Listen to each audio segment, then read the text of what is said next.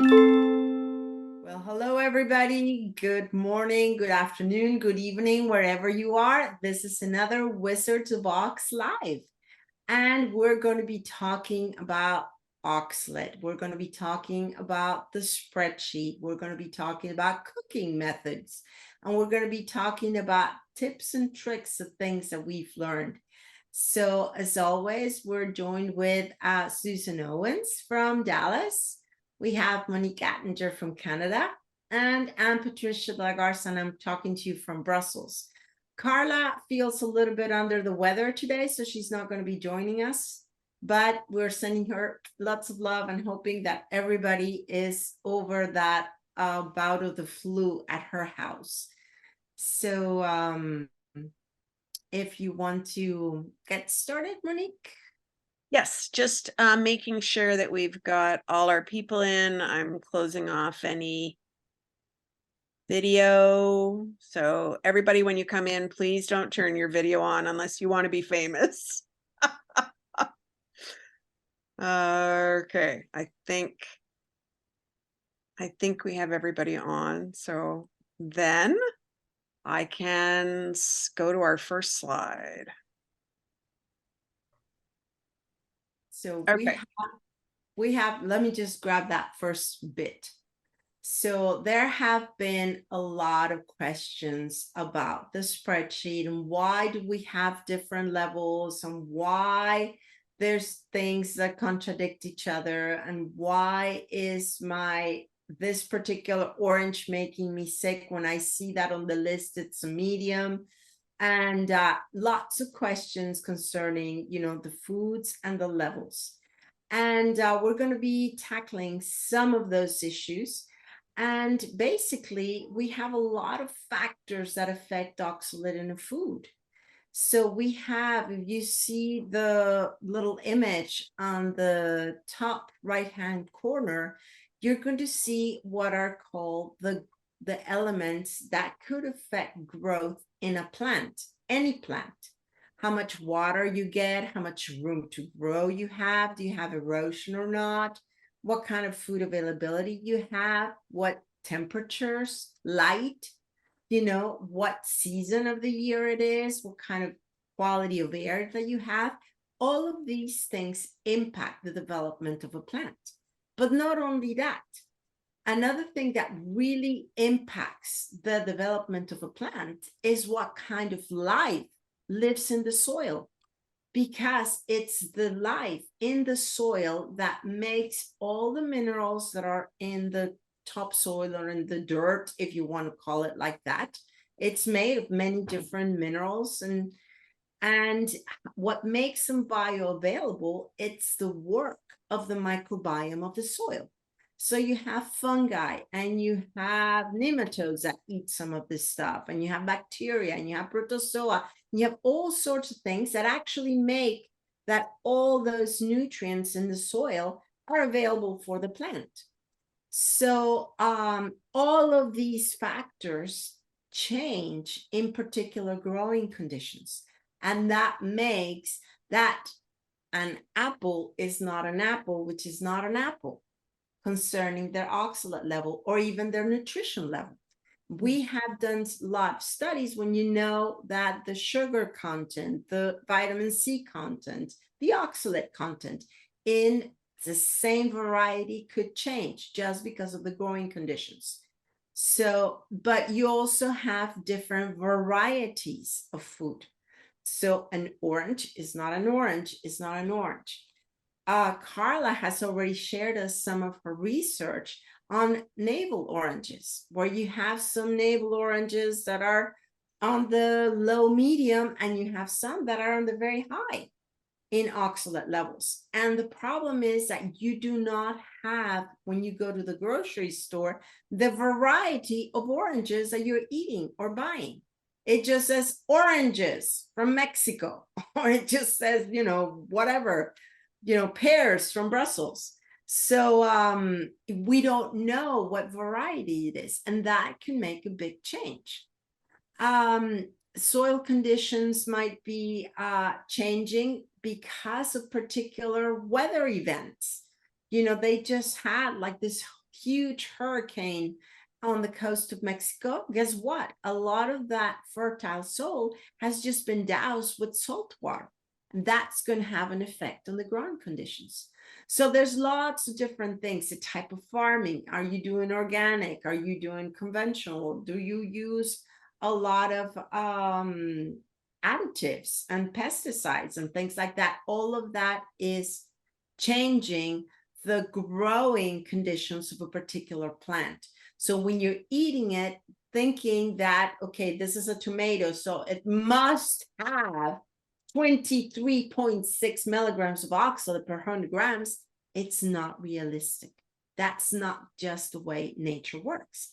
And on top of that, we're going to be looking into different cooking methods, which also affect how we're going to be concentrating or liberating or freeing from oxalate some different foods.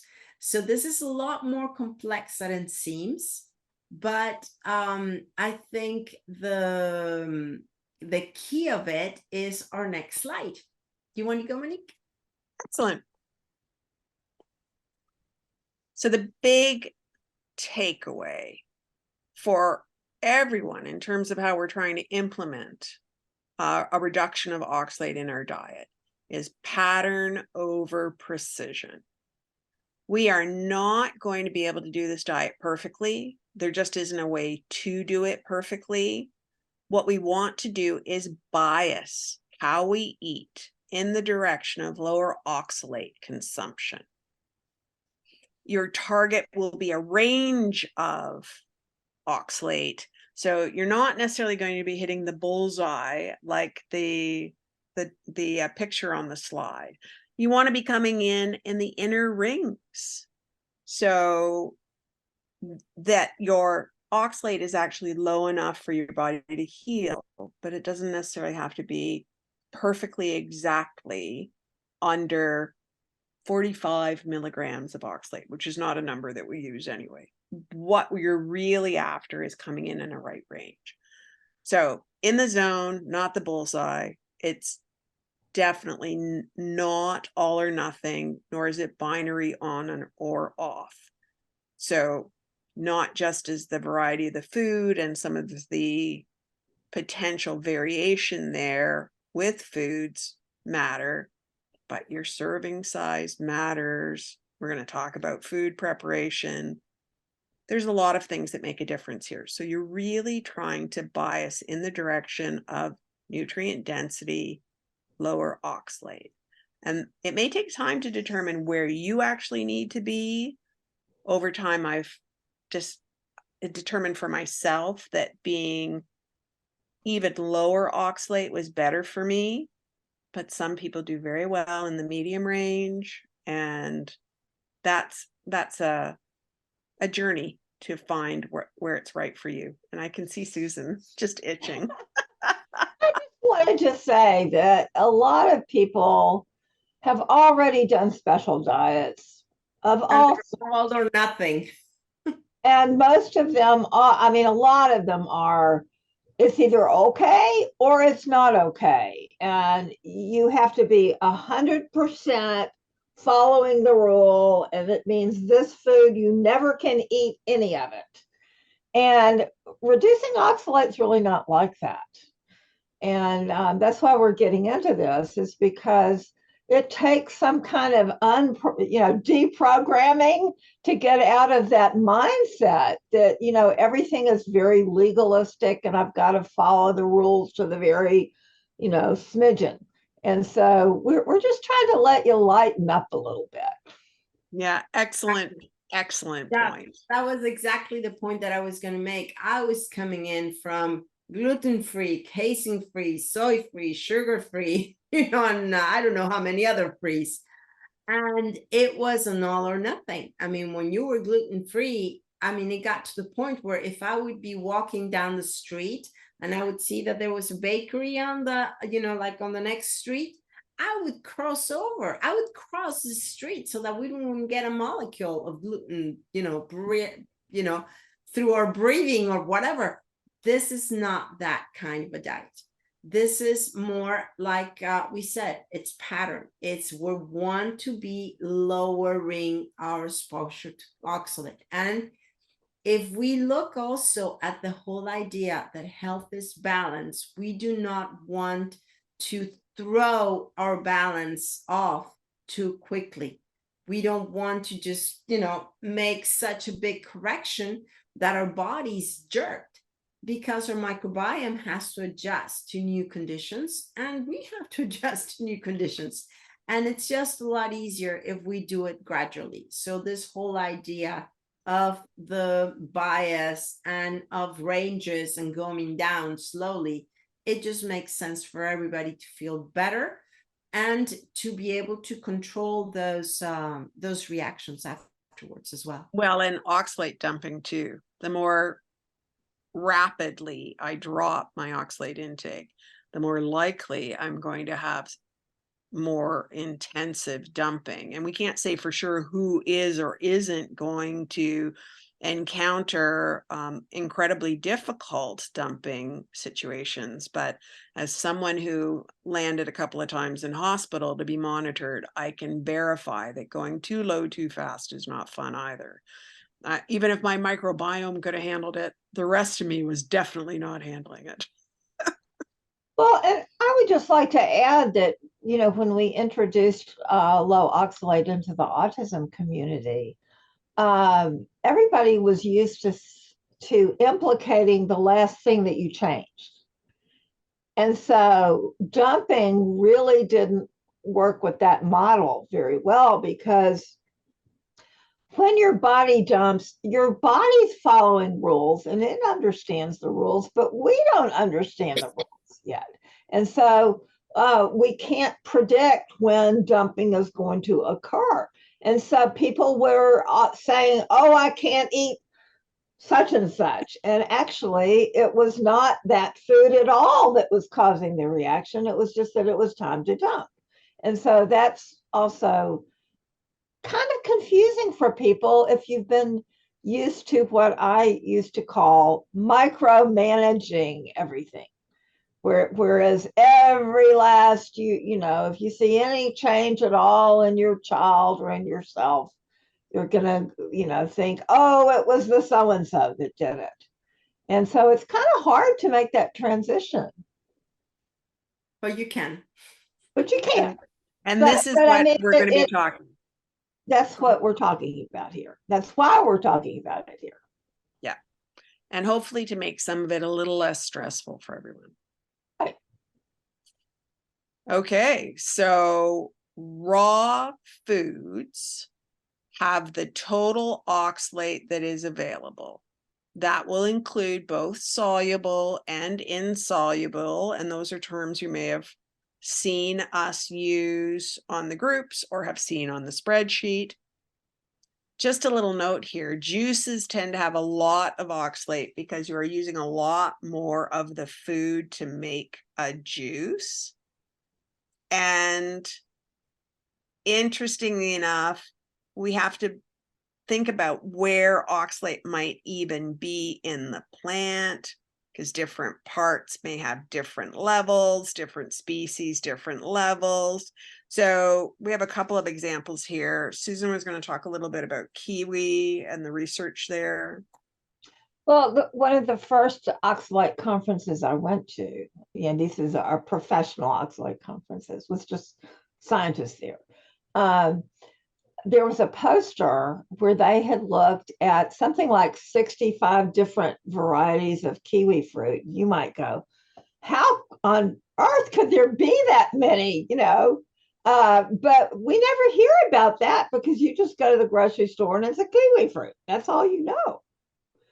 But what they found when they tested it is that depending on which species it was, where the oxalate was located within the kiwi fruit was different. So you couldn't say it's in the seeds or it's in the skin or it's in the whatever. So even that is not consistent from food to food about where it is. It depends on the species. So this is why it's just a lot less legalistic about we know exactly everything. Yeah. And I'll go Yeah. on to do the rhubarb example, because this is one of those cases where we've always eaten at least recent history, we've eaten the stems of rhubarb. But as somebody who grew up with rhubarb plants in the backyard in our garden, I was warned very carefully about never consuming a rhubarb leaf. So in some cases, we consume one part of a plant. I would argue rhubarb's not really a safe thing to consume, but we have traditionally consumed one part of the plant, and yet another part of the plant, the leaf, is toxic enough that it can actually make you quite sick, if not kill you, especially if you're a young child. If a young child went and chowed down on a number of rhubarb leaves, you'd be in real trouble. So it did make sense to me later that when looking at a rhubarb plant, the leaves never seem to be nibbled on by insects either. So I suspect that, some of the things that we may have considered as food, even things like insects wouldn't consider as food. And do you want to tackle the mushrooms as a whole group of things, Patricia? Of course. And I'll admit somebody here. Yeah, it's just, Oxel is not predictable across varieties or even food groups. One of the things where I made a mistake was mushrooms, because, usually the mushrooms were low. So I was saying, well, I'll just take some more mushrooms and put them in my casseroles, whatever. And then I was in London at a friend's house, and I found a mushroom coffee, and I said, oh, how cool this is, and I said, well, can I try it? And she's like, of course, try it, it's really good and it's fabulous for your health and whatever. And I was so excited because this is probably low oxalate. And but quite a few years of experience have shown me not to put anything in your mouth before checking if you're not sure. And good thing I did, because I did try that first cup of coffee and I was not feeling 100%. And I am the wizard that makes kidney stones. So I have sensitive kidneys, and the pain is pretty recognizable when I've, overstepped the limit. And I was not feeling right. After a few sips of that coffee, I was like, no, I'm not finishing this cup.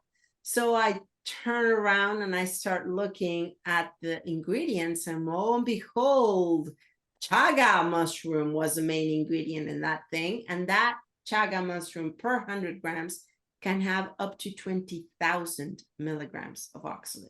So don't think that a food group that is usually safe is safe. So this just, little warnings and words to the wise from, mistakes that we have made. So don't feel bad if you do make a mistake, because we still make them. And it's just, getting into the mindset that this is a different diet, and we just want to drop it the best that we can so that we can get into these incredible health benefits.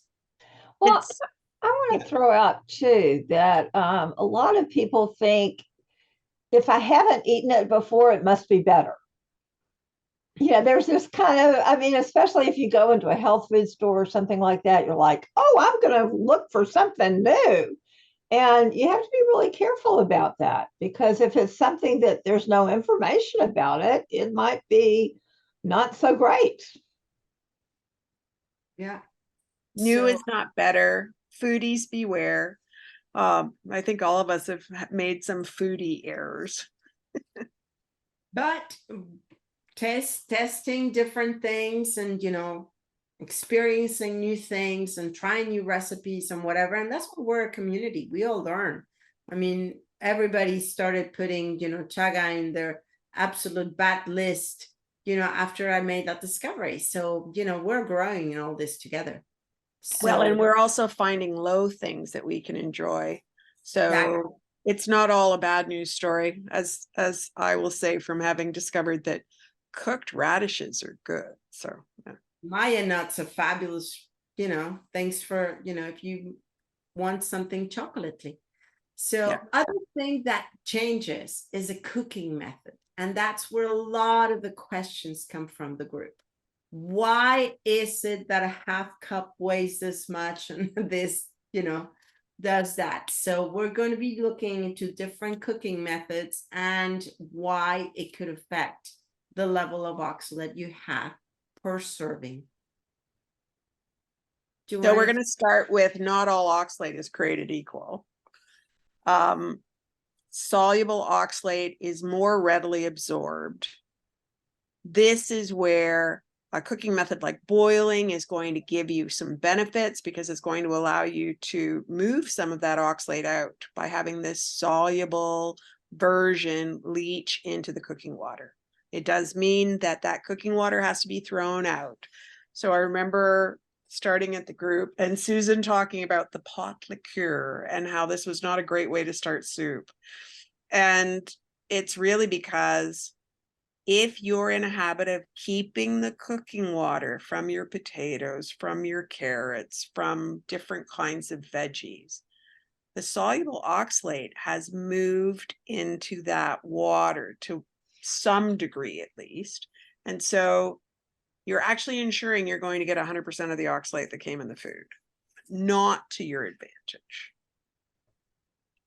So the fix there, it's very quickly, you get a pan of water and the high oxalate foods you boil separately and you throw the water and then you add them into whatever casserole you're cooking of anything else.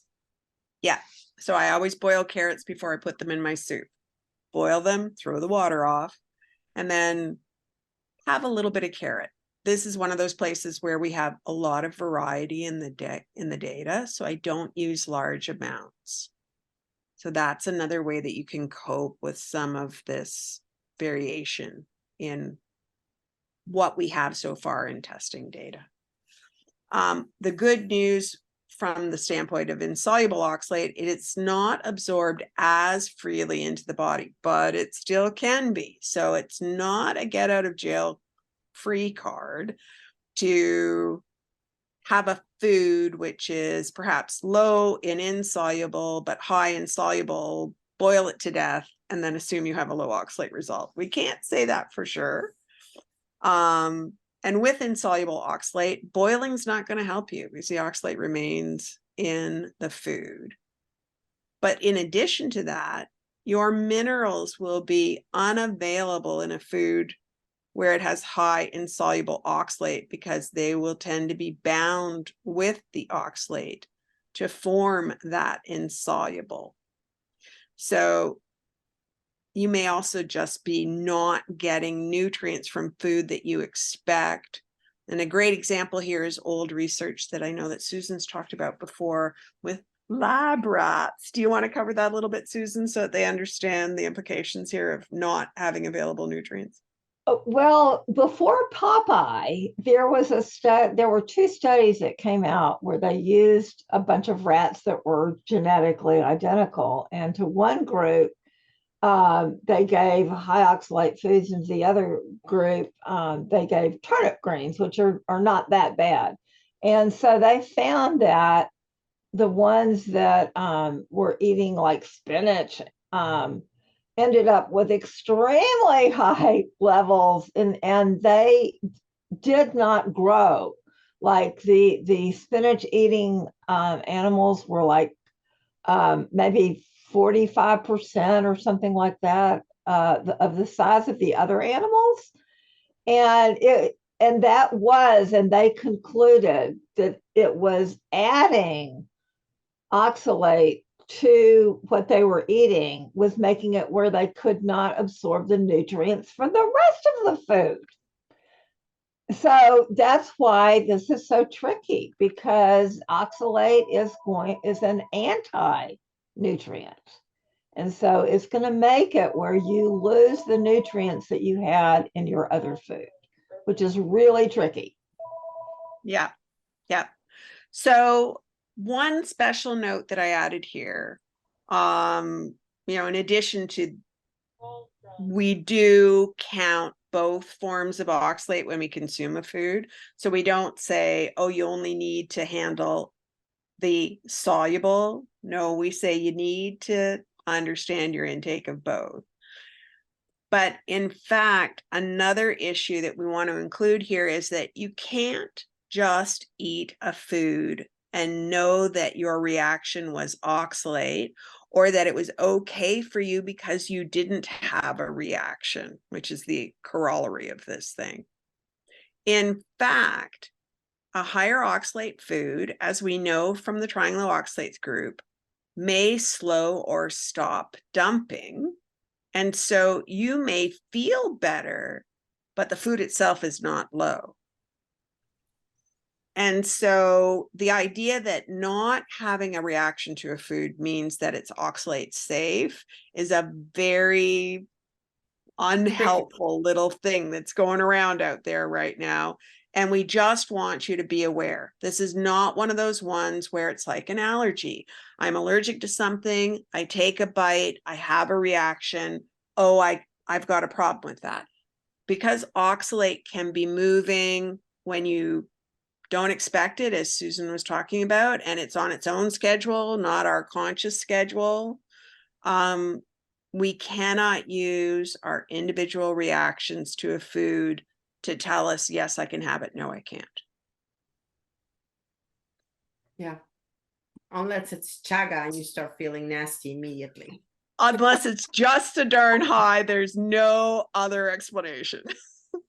Okay, so I wanted to use this a little bit differently than the pictures were intended, but in part because we do want people to understand kind of the implications of serving size as part of this. And I actually found this a very interesting comparison, because if you're somebody who's eyeballing your serving, and I'm not saying you shouldn't or can't, but just keep in mind that even with the raw food, how you've processed it, in this case, a fine chop versus big pieces, your serving can look very different depending on how you've done that.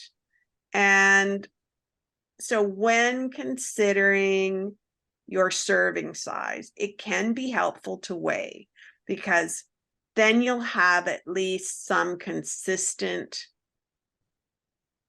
I'm going to say, way of measuring, which isn't going to give you different serving sizes with different plant material in it. And we'll get into more details about why that's a bit of a thing.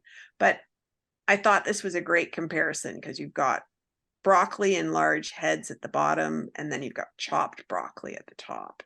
And it doesn't look like the same thing. But it is. Yeah, but it is, because Patricia did this. Yep. All right. What happens when you boil? Who wants to do this one? Well, when you boil, the soluble oxalate moves into the cooking water. So that's why we were talking about the importance of boiling them separately. There, I was boiling, I just put the cauliflower there for for contrast, so that you could see. And I put a couple of bigger pieces in the picture. You see the cauliflower, you see the big floret of broccoli right next to it. Bigger pieces would mean less surface touching the water than if you chop it very finely and you have the water going all around it. So just by surface, then you're going to have probably a little bit more of the soluble oxalate leaving the food.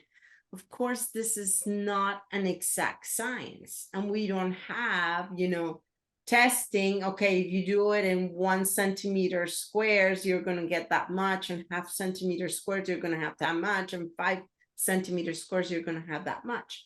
But just to give you an idea, the way I use the spreadsheet is that I use how much soluble oxalate is going to be potentially leaving that food, and then I just take that as a best case scenario type of thing. And that's what I use in my trend towards lower oxalate, towards my calculation of where I am. So this vary a lot. And also on the testing, we have to remember that even in the testing, even when we send it to the lab, sometimes the thing has been boiling with a Bunsen burner, you know, for 5 minutes. And then the next day, there's another lab assistant who's actually doing in a kitchen with a big gas burner and is doing it for half an hour. And a lot of that detail is not necessarily reported in the lists that you find, especially on the internet, on oxalate content. So why does the X list this food boil at that level and your list at this level? How long did they boil it? How fine it was chopped? What, you know, what variety it was, what season it was done. All of this can change. Yep. I loved this one. Okay. Look at the size of Dino Kale, which is actually one of the ones that I use. It's a lower oxalate version of kale. In the picture on the left, you have 100 grams of kale. That's its original weight. On the right, you have that same original serving. Once it's been turned into kale chips, and you have 16 grams. That's a more than that's about a 6-fold reduction. It's slightly more. This is a lot of change in terms of the weight. So when you bake something, I was actually going to look for raw carrot versus baked carrot, because this is a leafy green. It shows it really well, but you get it even with hardier root vegetables. Your food becomes smaller in size. The weight goes down because you've lost water. But the other issue for people who are using our spreadsheet is we try to use a standard volume measure of a half cup. If you're looking at our spreadsheet, then if you're looking from one way that a food has been cooked versus raw, the amount of that food, if it is wilted or lost some water, more of it will fit in that half cup. And yet with something like baking, all the oxalate remains. So because you have more food in the half cup and all the oxalates remained in that food, it will look like your oxalate value goes up. But really, if you start from a raw food and you know the oxalate there, it's not that the oxalate's being increased by baking. It's that we're eating more of it if we're eating the same size serving in the baked version as the raw version. I'm gonna let somebody else take over because I've got somebody else to admit. This is a really clear example, you know, how much water, because basically what you're considering there is water evaporation. Of course, there are the hard stems that I took away, you know, when I started to bake for the kale chips. So there are, you know, there was a little bit of change in there, but it's a huge difference, just the amount of water that you have in the food. Yep, definitely. So let's go to our next one. So dehydration is essentially doing the same thing as baking. But in this case, you're probably getting a more significant loss of water, much more similar to Patricia's kale chips. The weight of the item will be the lowest here, most water lost. And for people who like dried fruit, this explains the level of oxalate in a serving of dried fruit versus the whole fruit. So if you look on the background of this slide and you see things like dried strawberries and dried apple slices, you have a fraction of the weight here of the original, and you also have a much smaller volume, so you can fit more of the original food, which might have filled up a cup, and now you're only filling up half a cup with the same amount of food. All the oxalate remains. You have essentially concentrated it in a smaller volume. So this is a really important concept, so that when you're looking at the spreadsheet, you also take note, how is that food processed? Or is it raw, unprocessed? Yeah. That And- can make a real difference in how you use it. Go ahead. And that's why that whole concept of the amount of oxalate per portion makes a lot of sense. Because, you know, a portion of dried strawberries or dehydrated strawberries might be a quarter of a cup. But fresh strawberries, the standard serving might be a cup, for example. So you have to be able to compare apples with apples and know why those differences are there. Yeah. Yeah. Okay, I'll go to our next one. So this is another one. What happens when you steam or wilt a veggie? What we have here is the exact same serving of baby spinach, which our delightful Karla Wiersma did for us, and then reported to me that she then promptly threw it out. So I love that. So the idea here, though, is Here are the pictures, and now I'm pitching it. And here are the pictures, and now it's going in the garbage. But this is the exact same serving size. So you see it on the same plate. It's the same amount of spinach in both plates. And look at the difference here. And this is when you steam or wilt. What happens is you soften that cell membrane. The food loses structure. You're not breaking down oxalate. That is an ongoing rumor on the internet that somehow when you cook or raise the temperature or ferment or any of these things that you're breaking down oxalate. The research doesn't back that up.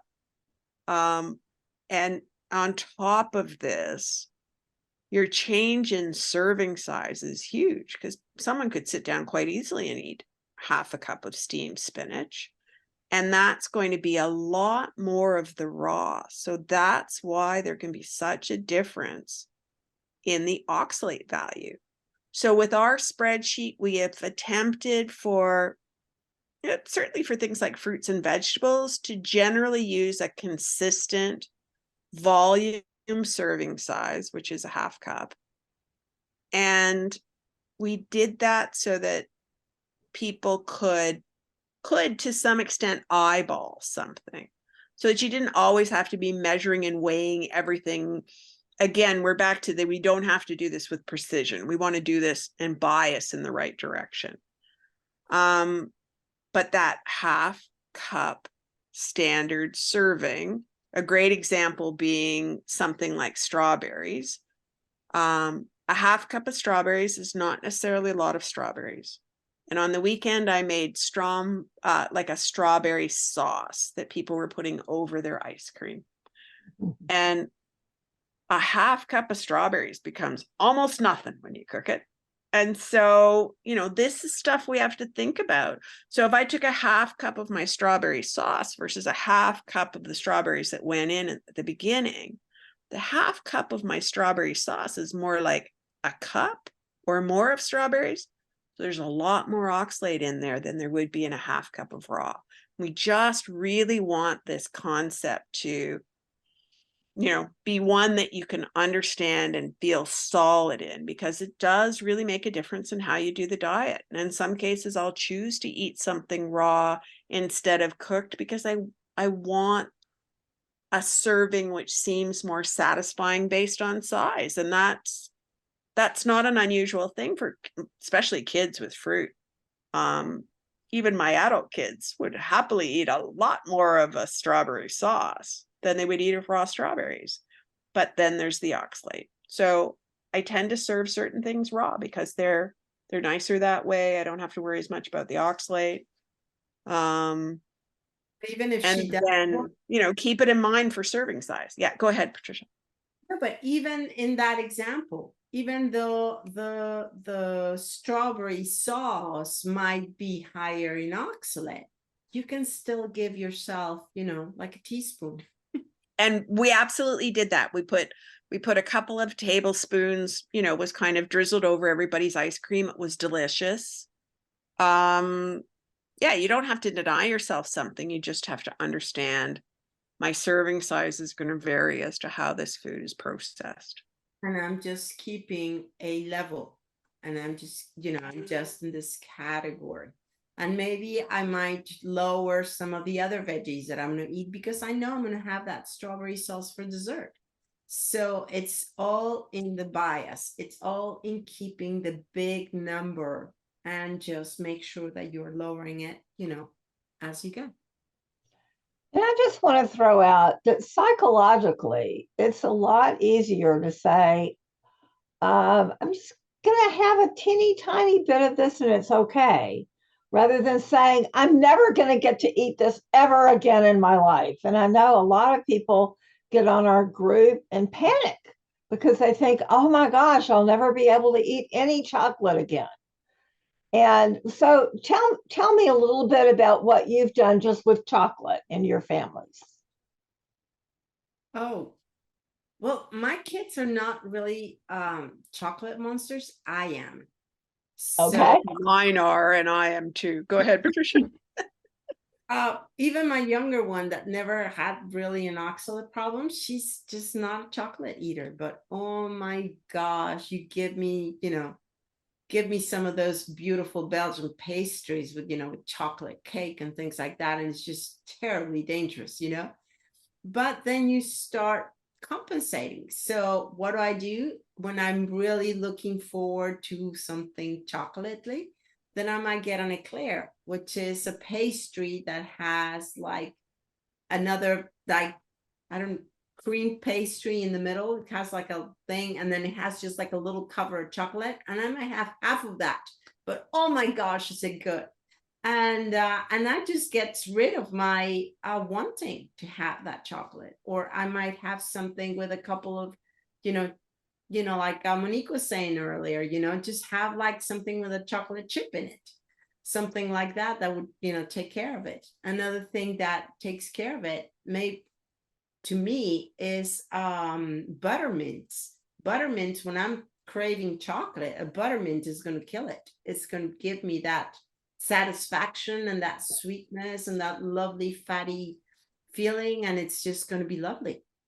So you do learn how to, you know, go around it. My husband was a big chocolate eater, and now when he needs chocolate, he's going to be white chocolate.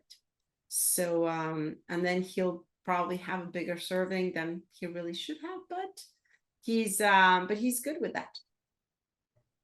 In my case, I used Okay. to have this whole ritual that my husband and I would go through. So my mother's from a small town. There's a lovely chocolatier there. I would go in and buy one exquisite milk chocolate truffle that had a cream center, so it wasn't all chocolate. And then we would sit in the little coffee shop that was associated with that. And I would have a little bit of coffee, which tends to intensify that coffee, you know, that coffee undertone that chocolate has. And I would take a mineral supplement at the same time. And then I would say, that was beautiful. That was perfect, because the intensity of the flavor and the specialness of the experience kind of helped all of it. But I also heartily agree with you, Patricia, that, you know, one of the tricks of the trade is small servings. So my daughter and I will go, and again, there's this place not too far from us where they have exquisite, and in my case, no sugar milk chocolate. So it's lower oxalate than dark chocolate. And Raina and I will sit and split a small bar, and then life is happy. So yeah, there are ways to handle some things with serving sizes, and yeah. And I just want to say that it's important that you know yourself. So if you know that if you get a little of something, you're going to go hog wild, crazy, and will not be able to put the brakes on. Well, you know that about yourself. But if you know that if you get a teeny tiny amount, you're good for the day, that just be sure that you know kind of how you're going to react yourself. Absolutely. Yeah, totally agree. If I thought that doing something like that was going to take me down into the dark hole of eating something like that every day where I'd mess myself up, I would be avoiding it religiously. So there are some foods I do avoid religiously because they were such favorites before I started eating lower oxalate as my lifestyle. But chocolate's one where I've been able to make kind of a detente with. And one of the things we used to do is make a very plain coconut flour muffin, very low oxalate, and then put, like, I'd count them out, put like 5 milk chocolate chips in it. So there was enough for you to get a little bit of a flavor, but you were using the smallness of the serving size and a lower oxalate overall muffin to be able to give you a little bit of a get out of jail free card. Yep. Yes. Now, what happens when you juice was our last one on the list here. And I'll just say this little jar of juice there, you see all those stalks of celery in the background? Well, that's kind of how much celery you're looking at to get that little jar of juice. So we said something about this earlier, that when you juice, you can be really concentrating oxalate, and you really can. And part of it is going to depend on how the oxalate is stored in the food. So the oxalate has to be liberated. If the oxalate's kind of tied up in the fiber or structure of the food, you might get a little bit of help there. If there's not a lot of soluble, sort of available, you might get a little bit of help there. But the challenge with juicing is really the kind of concentration that happens, and that you're using a lot of food to get a glass of juice. Yeah. Did you want to add anything, Susan? I saw you nodding a little. Oh, that's absolutely it. If it's concentrated, then you're not going to be able to get very much at all and stay out of trouble. Yeah. And the celery juice craze was huge for a long time. I think it's still roaring out there. This is one of the ways that people get in trouble, especially, and with smoothies as well, where you're just taking really high oxalate ingredients and essentially concentrating it all in a drink and then drinking it. This That is goes very quickly. definitely a dangerous place. Yeah. And also the digestion is very quickly because you don't have a lot of fiber to slow it down. So it's just going right in and go right through. So Yeah, especially with juice. Yeah. One of the things that kind of puts a lot of this together is, you can buy capsules that have dehydrated, processed fruits and veggies, and everybody thinks, oh, I'm going to get all this good nutrition in there. Well, what happens when you concentrate it and take all the water out? I went to a conference once, and there was a company that does that, and they had done their own testing. And yes, indeed, that little capsule had a lot of oxalate in it. And so just remember the concentration issue. Yeah. Yeah, I'd agree. Okay. So perhaps the biggest question on the minds of our TLO spreadsheet users: why does the data vary? And it varies for all the reasons we've talked about, but in a nutshell, you're measuring foods, you're testing them at different times with different machinery from different labs, with maybe different test approaches or test kits and different food samples, which may also vary. So yeah, so you can see that until we have a lot of repeat tests of foods, the data is going to potentially surprise us on the next test, because we haven't got, if you will, one of those scatter plots where you can see that the values are starting to spin around a particular value. So at this point in time, sometimes we get surprised. Patricia, do you want to do the food is alive one? Yeah, the food is alive. So just as any living organism, you're going to have individuality. So it's not going to be the same if it's grown in different soils, different conditions, different areas or different seasons or whatever. So just remember that an apple is not an apple, an orange is not an orange and an orange. And the idea that this tomato has 37.5 calories, it's an average. It's really an average. And it's something that has been used through a number of years. It's been tested a long time. It's been reported many times. And it's just kind of like come down to like a level where everybody feels comfortable. We don't have that kind of data on oxalate yet. So we cannot say that we have tested the 65 types of kiwis. We haven't tested the, I don't know, 1,000 or something types of potatoes that there are in 600 different, growing conditions.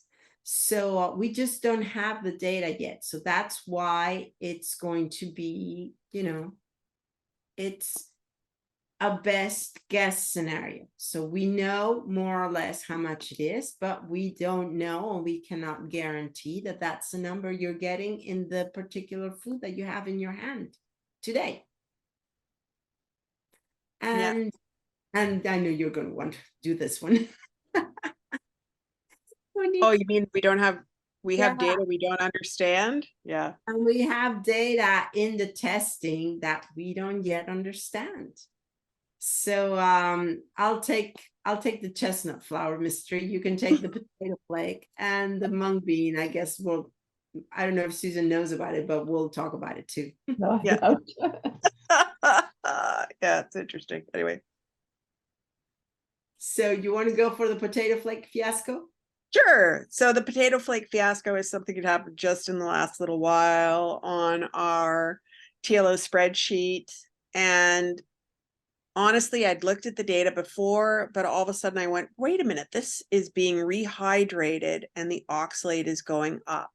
How would adding water make the oxalate go up? Honest, we don't know. We need to do a number of things, not the least of which is probably to have other potato flake products tested exactly the same way, have the original potato flake tested exactly the same way, and then we might need to ask Dr. Liebman and pick his brain a little bit about why if we get the same result, then we need to understand why that's happening and if there's other implications for us. So at the moment, it's sitting out there and it's a burning question on our TLO group and we don't have an answer for you. Yeah. We have the chestnut flower mystery. Chestnuts are trace. So they are, they have almost no traceable oxalate. Yet a chestnut flower tested high. How is that possible? When you grind up trace things, that becomes a high flower.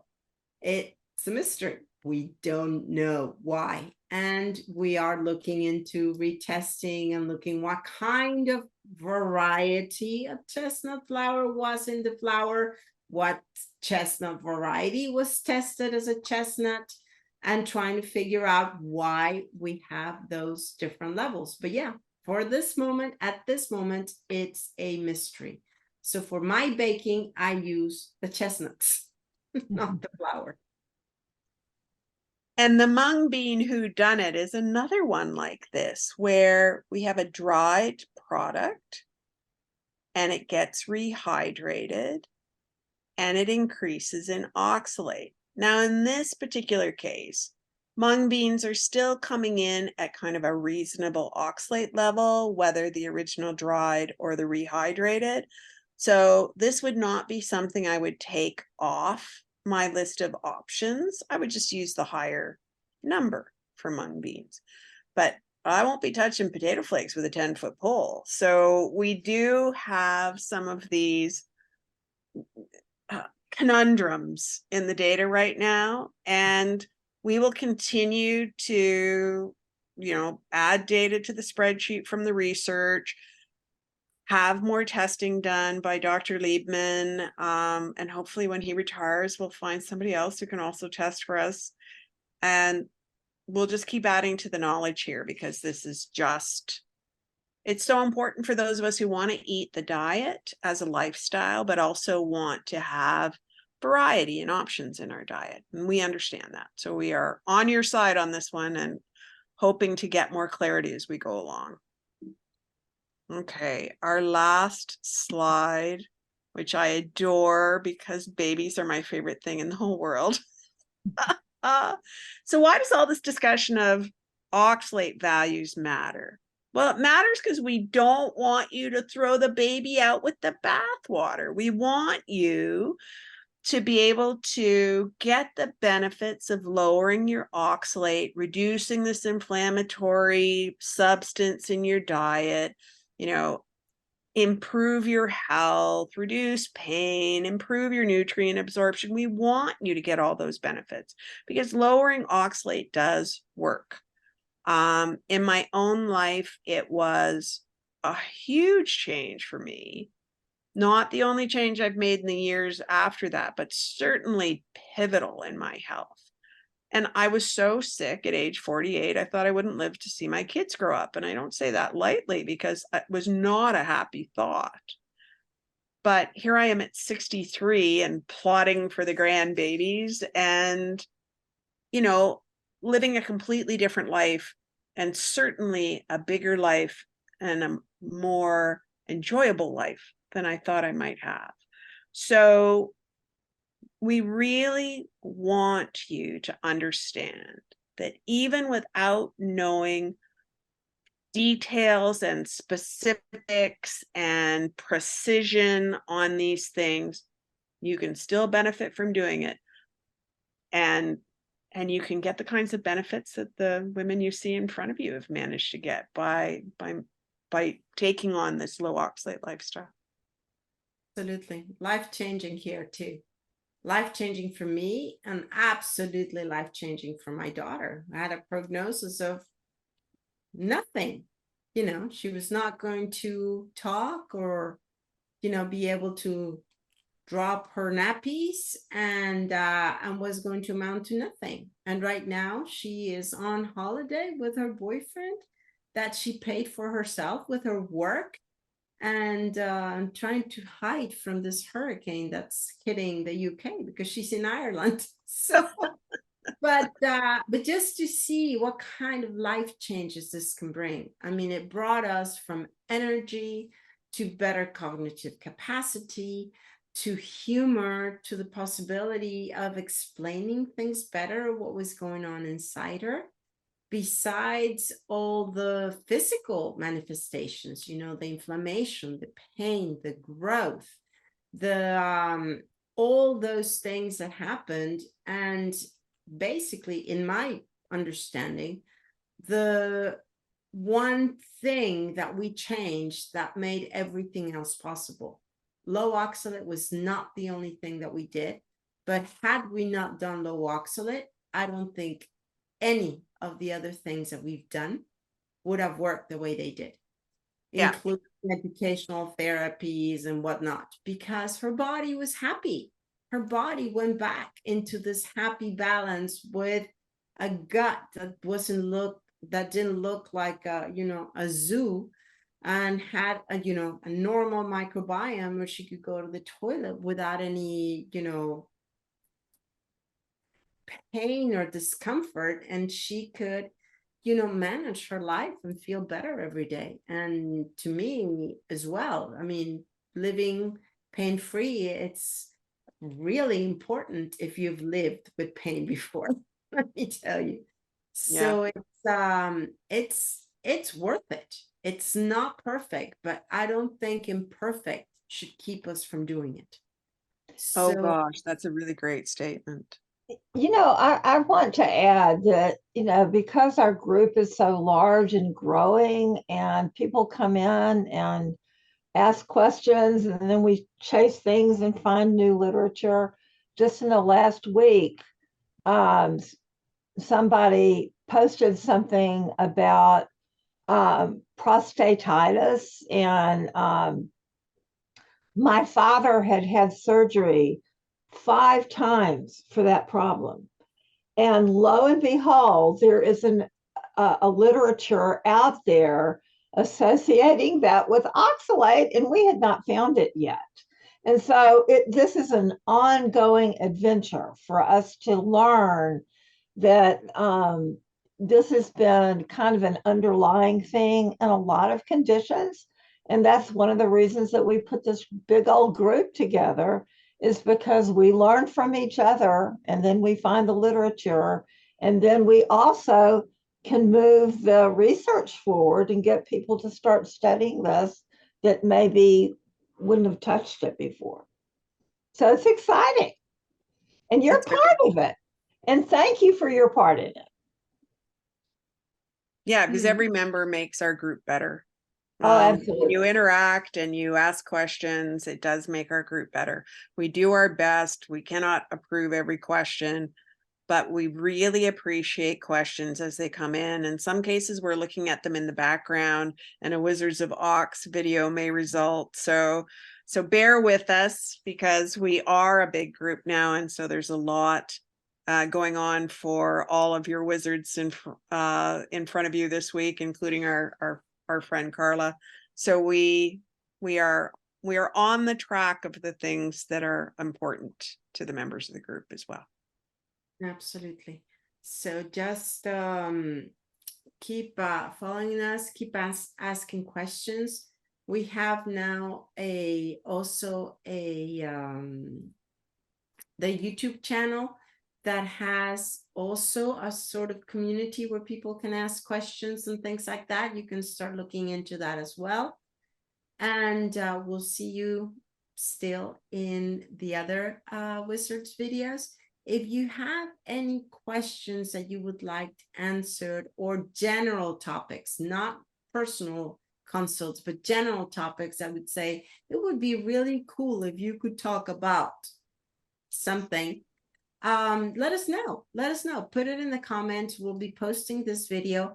I will be posting the infographics of the Dirty Dozen, and which is ready, and I will be posting it today. And we will be talking, I guess, next week. Well, not next week, in 2 weeks' time on 2 weeks on the Clean 15. On the Clean 15, so that people, if you want to think about where to bias your diet, these will be your foods. And I guess that's it. We'll just leave you, and we're going to stop recording. And if you can stick for a couple of minutes, I guess we can be here. Bye, everyone.